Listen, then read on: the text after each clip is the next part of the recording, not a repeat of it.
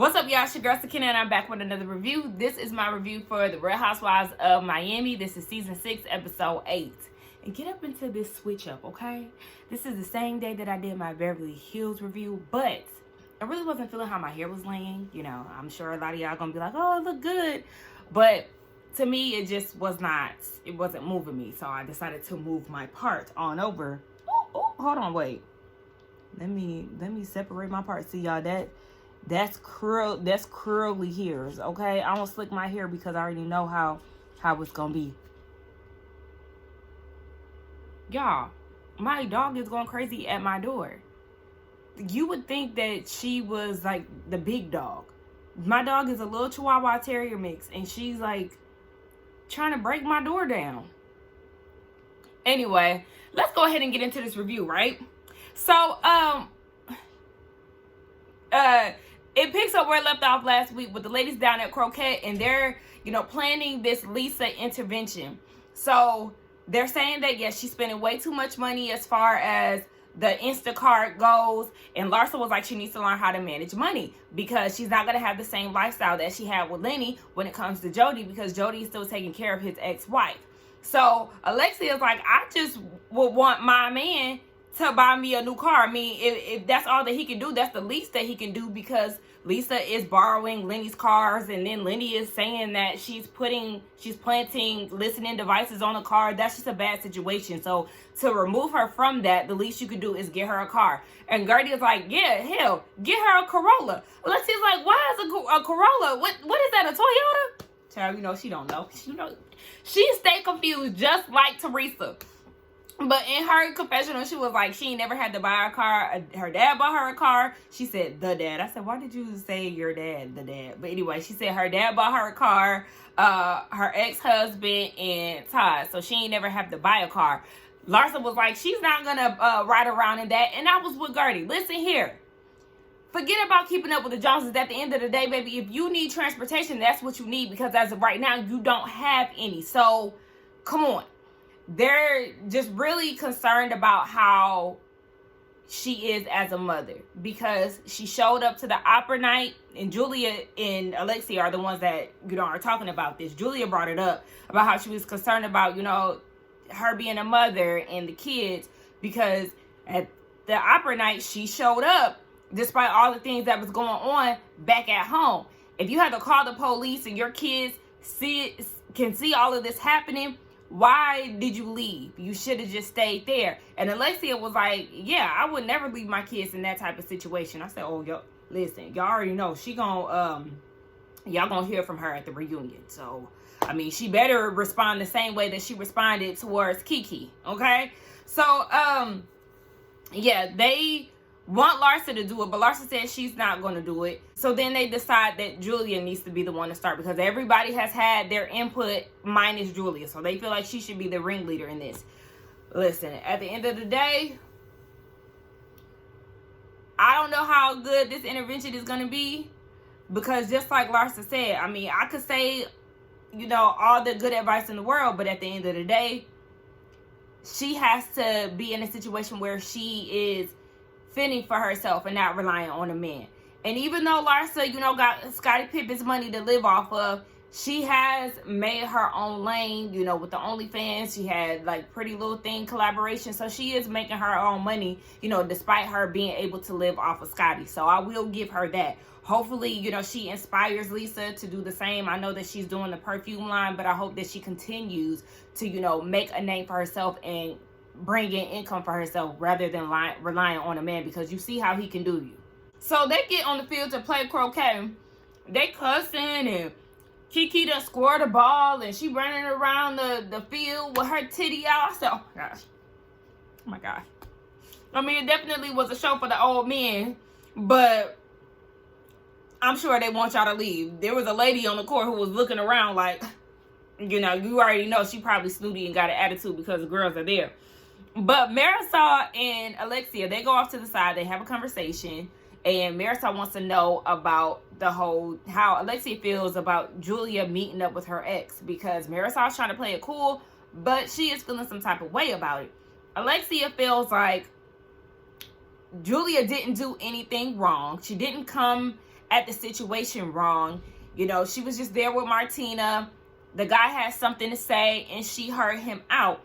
But then Alexia said that Marisol is the one who actually introduced Julia and Martina to the ex, and now she's finding out that, you know, they have this budding relationship.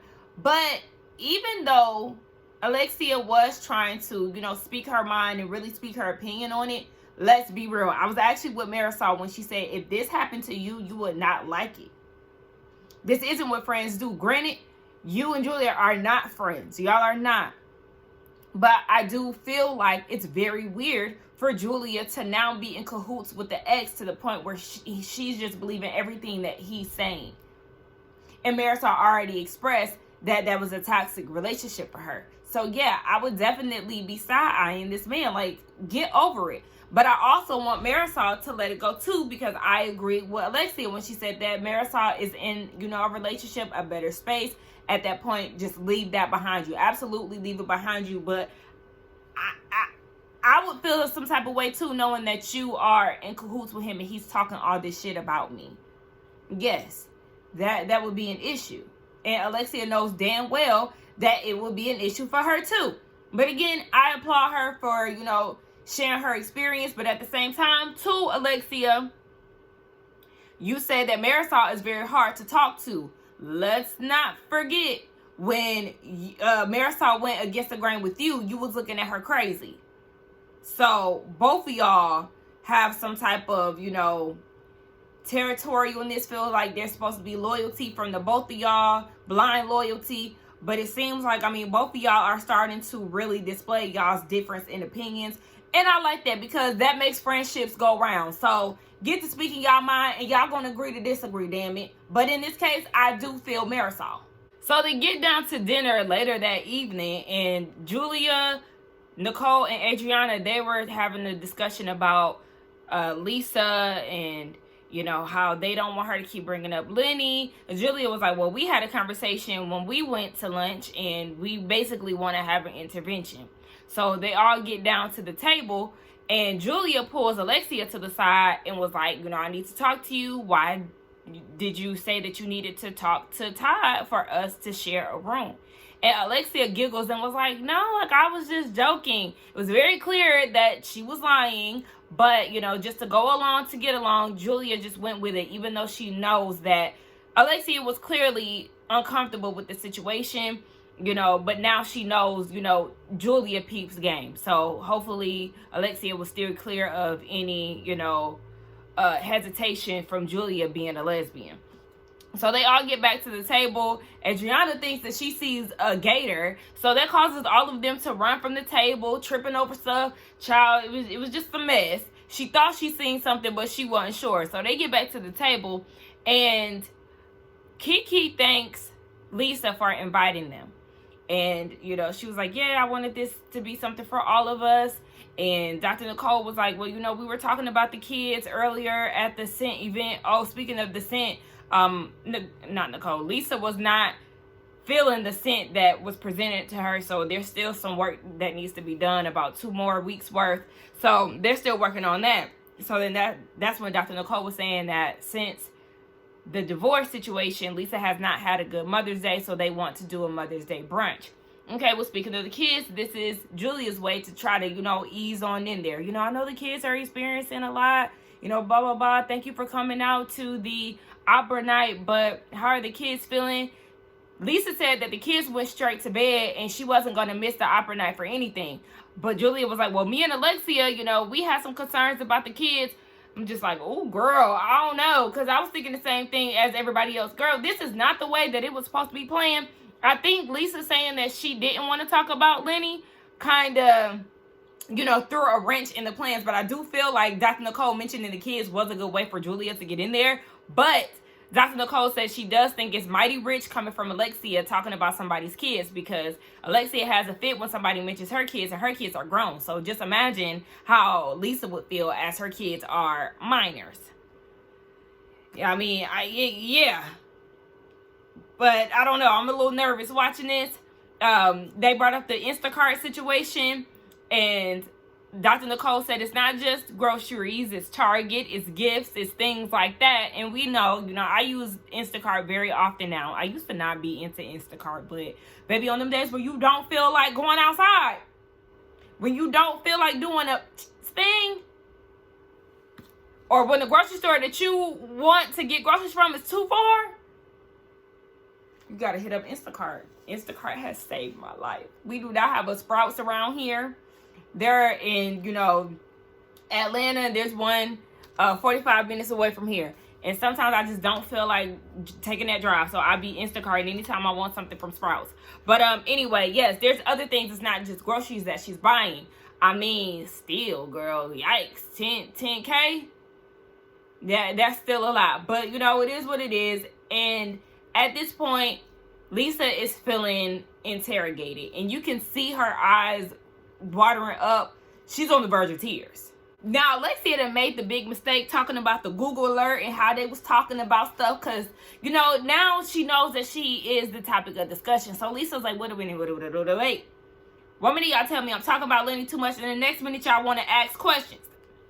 Can't get mad at her for that, because that is true. Alexia was telling her to be smart about the things that are written in the blogs. That was insulting, Alexia. I would definitely say that, because it's her life. She does have to address, what's in the blogs and things. Otherwise, that just leaves speculation, right?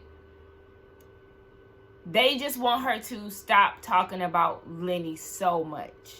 I definitely feel like there could have been a different way to go about it. But you know how you plan something in your head and, then it's time to actually perform what you've planned out, and it just goes to shit. I kind of feel like this is how it's going. Alexia wants to know if she is driving Lenny's car. And Lisa is like, are you driving Todd's car? Oh, well, girl, me and my man are in odds that y'all know about. Not too much to where he's accusing me of planting listening devices on cars and everything like that. But yes, that's her husband. They're in a better space than you and Lenny, from what we know at least. So yeah, she did drive his car. I said, deflection. You already know what it is. And Gertie is like, you have to be receptive. She's like, you be receptive. Wait, hold on, wait. You get very snappy when it comes down to the black girls. And then when it comes down to the other ladies, you ain't got that much smoke. So let's calm it down, Lisa. Bring it on down, okay? In the words of Candy and her red hair. Don't try it. Alexia definitely peeps game that Lisa is deflecting. And Alexia is making valid points, though.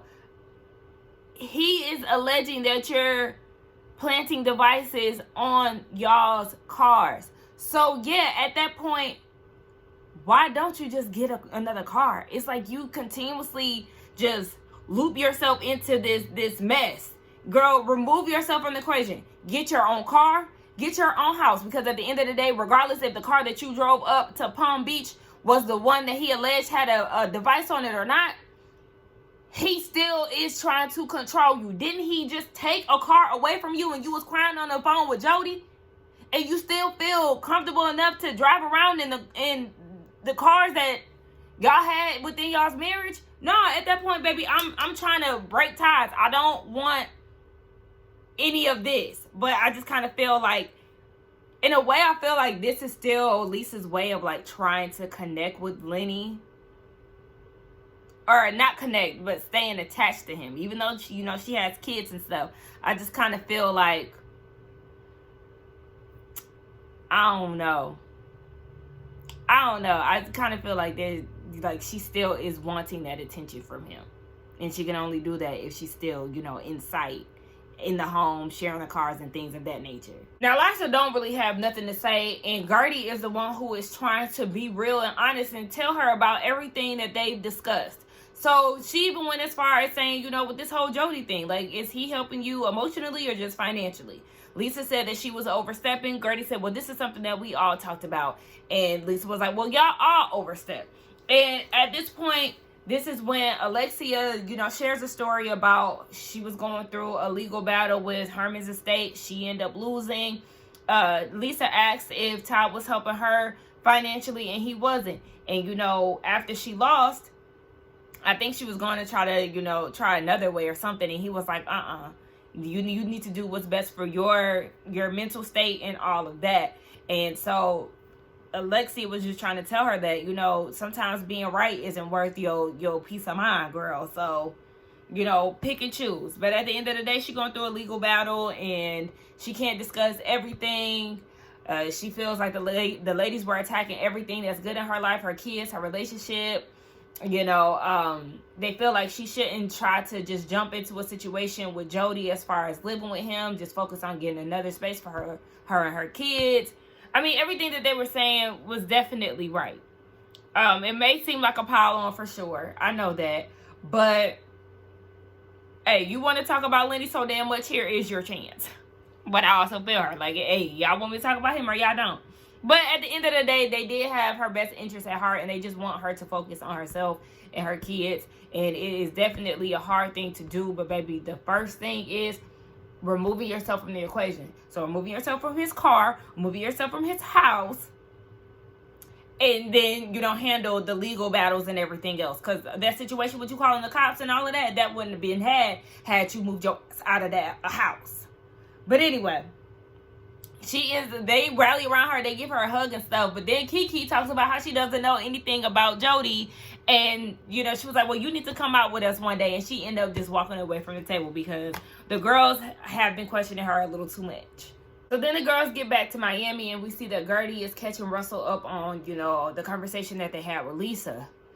And then she talks about, what she has coming up. She has her surgery to remove the tumor soon. They're going to remove the tumor, send it over to a pathologist, going to get the results back, and depending on the results, then she'll have to get chemo. She also has a radiation consultation that she has to go through, and it's just a lot of information that she has to process. And she gets very emotional because there's so many different calls from different departments of the hospital. It's just like a download of just stressful information. So she's really just trying to focus on being selfish and preparing for this surgery. And I feel bad for her for sure, because it's the uncertainty. I don't know why I always struggle with that word, but just the unknowing. Dr. Nicole meets up with her dad, and he is supposed to be bringing his girlfriend. He got him a little tenderoni that is younger than his daughter, and that's part of the reason why she was not really interested in meeting this girl to begin with. But since her and her dad have been through therapy, it's given her more perspective, so she's excited to actually meet her.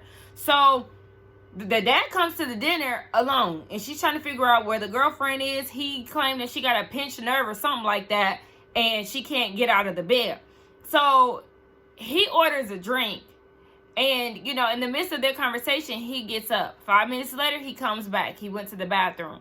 Okay, they start the conversation up again. He goes to the bathroom, and she was like, wait, what's going on? Does he have some type of prostate issues?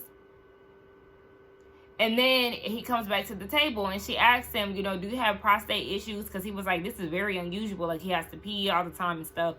And so it's definitely raising an eyebrow for Dr. Nicole. And he was like, well, as far as prostate, I ain't got no issues, because he still want to have a kid. Child, give up that dream. But I do feel like this is definitely sad, because we do know that she did lose her dad this year. And now it's kind of seeming like it could have been to prostate cancer. So in this scene too, Dr. Nicole learns that she has 2 additional siblings outside of the 2 that her dad wants to have. According to him, he has 8 kids, and she's only known about 6. And they started dropping names, and she was confusion. I said, listen, Papa was definitely a Rolling Stone. Lisa is taking her daughter, Elle, who is 3, to her first ballet lesson. Lisa said that she used to be in ballet. She was in tap and all of that. So, her daughter is enjoying the moment. And then she gets a phone call from Adriana. And I was like, girl, okay, you on FaceTime. Why don't you remove yourself from the room? And then as she started to have the conversation with Adriana, I definitely was like, yeah, you for sure should remove yourself from the room. Because she's telling Adriana that she's had a rough day because Lenny has filed a motion to get 100% custody of the kids, trying to paint her as an unfit mom. Definitely a lot. That's why I feel like you definitely should remove yourself from that house, along with everybody else. But she be going through a lot. That man be putting her through so much. So, I mean, I highly doubt that he get 100% custody any damn way. I just think that it's very rich that he is even filing that motion when he was willing to put them kids out. Her and them kids last year. Like, be fucking for real. You don't want them kids as much as you was trying to act like it. So Lenny is trying to paint the picture that she abuses prescription drugs. We learned that she has ADD. Now, when she was on the phone with Adriana, she was talking about there was no other place for her to go. But Adriana decided to pull up on her, and they sat in the car. Girl, you could have easily just stepped outside and spoke. There's no lobby in this studio. I think she'd be full of it when it comes down to it. But yeah, we learned that, he's trying to paint the picture of her abusing drugs. We learned that she has ADD. And Lisa is just depleted. She feels like, they are in the public eye. You would think that he would try to be a nice guy or, pretend to be at least. But he just doesn't care. He's trying to take the one thing that she actually loves. He's trying to take everything from her. And it's a lot. At the end of the day, Lisa does not deserve that because, yes, Lenny is, in fact, the monster. He's abusing his power. He knows that she doesn't have money to afford lawyers and fight him on these things. So it's just a lot for her to process. And I do really genuinely feel bad for her in this situation. Adriana then brings up the girls and saying that she was really upset that the women, questioned her motherhood. I don't feel like the girls are trying to come from a bad place and try to paint her as this bad mom. Yes, them questioning her does sting. Any mother would be offended by, that line of questioning. I understand that. But I do feel like sometimes Lisa gives off the vibe that she is being a little, I don't want to say neglectful, but I am going to use that word for lack of better terms right now, because she's so wrapped up in everything that's going on. For instance, when she was on the phone with Jody complaining about how Lenny took the car, her son Logan went and answered the door for a stranger. And I meant to mention this when it happened, but sometimes I get, caught up in what's going on in my reviews. He answered the door as a child for an adult, and you all the way upstairs. Somebody easily could have snatched him up, could have came in the house, whatever the case may be. That's an issue. She took her anger. She seemingly took her anger out on the kids. When it came down to, how much food they can eat, she was in a rut. So she was kind of blaming it, not blaming it, but taking it out on them. So, just little things like that just kind of does give off the energy that you can be a little too caught up in the things that their dad is doing versus actually, paying attention in some instances. Because, yeah, I mean, sometimes it seems like she can have her priorities fucked up. But I do really think that she is a good mom. But people fall short from time to time. So I don't want Adriana to, pin her against the girls and make it seem like the girls are after her and her motherhood. Because that's not the case. They really came from a genuine place. And they want to see Lisa come out on top of this whole thing. But anyway, that was the episode. Y'all let me know what y'all thought about it. Let's get down in the comments and talk. Do not forget to like, comment, and subscribe to my channel. And I will see y'all in the next one. Bye.